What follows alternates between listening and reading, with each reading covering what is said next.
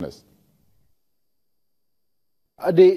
advisory council, to the best of my knowledge, is meant to drive big industrialists, big industrial concerns. It doesn't work for MSMEs. Without MSMEs are not represented there. So you don't care. So you don't care. So you don't care. You don't care. Do you care? Level.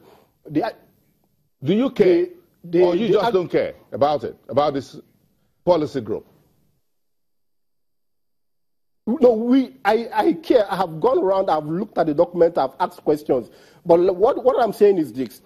Government seems to have found it difficult supporting MSMEs across agri, ICT, and the rest. So what government wants to do is to focus on the big industry because the risk of supporting MSMEs seems to be too high, or the job seems to be too difficult for government to do.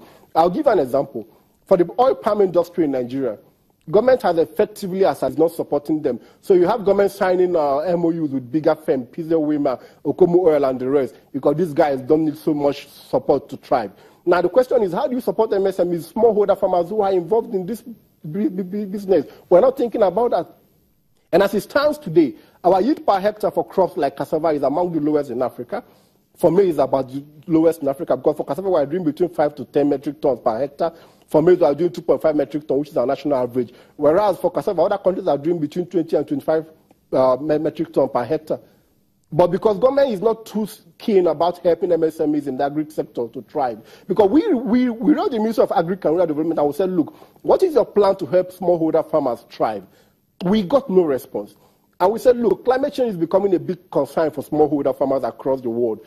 The National Agri-Resilience Framework that was thought out in 2015, 2016 is not yet law today. So as it stands today, the Nigerian government has not thought out how to support smallholder farmers to combat the challenges of climate change. We have not thought it out. We have not worked out a plan. So every smallholder farmer in Nigeria today is relying on whatever knowledge he or she can get in meeting the challenges that climate change will bring. So government has more like abandoned MSMEs, and what it keeps thinking it needs to do is to provide finance. If I get finance and I go plant a 20-hectare maize farm and within 6 months some pests come and eat up the crop, that's a problem for me. So government needs to truly engage MSMEs beyond just thinking that finance is the challenge they have. If you try to summarize everything and put it in a bit of a very small capsule, we can just swallow that and we get MSMEs up and running. What would you say that should be? I honestly will expect government to use agencies that are already existing. We have the Small Medium Enterprise Development Agency of Nigeria, SMEDAN. And by its name, it says it's set up to develop MSMEs in Nigeria. And we have been asking the agency, look, why have you not thought out to develop a plan, a sectoral development plan for all sectors that tells government that, look, for us to develop our agri sector in Nigeria, this is what we need to do at every point in time. For us to develop those who are into leather work, call it shoe belt and the rest, this is what we need to do at every point in time. For us to develop those who are into the services sector, this is what we need to do at every point in time. So government is well aware and well informed of what it needs to do to develop MSMEs. But guess what?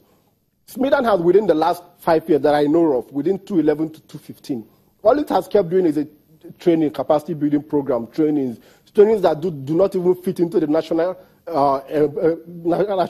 plans that we have, the national youth policy that we have, the national plan on employment creation. They don't fit in. So SMEDAN comes up with programs that do not even address the needs of MSMEs. Now, why is this the problem?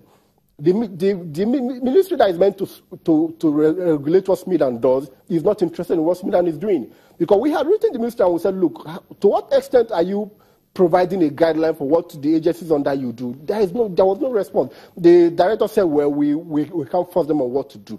And we looked at the ICT sector. We wrote the Ministry of Communication Technology in November 2016 and said, look, we need to know how you coordinate activity across all agencies within your ministry, because what we see is we seem as if there's no coordination in planning. There's no planning. Every agency has to do what they want to do. And the ministry wrote us back saying that. Celestine, I have to offer you a very big apologies that we may have to cut this conversation at this point because of time. Time. Let's get back in the next a couple of days or weeks and continue this conversation. Shall we? Thank you very much. No problem. Thank you very much. We appreciate your advocacy from MSME Advocacy Support Initiative.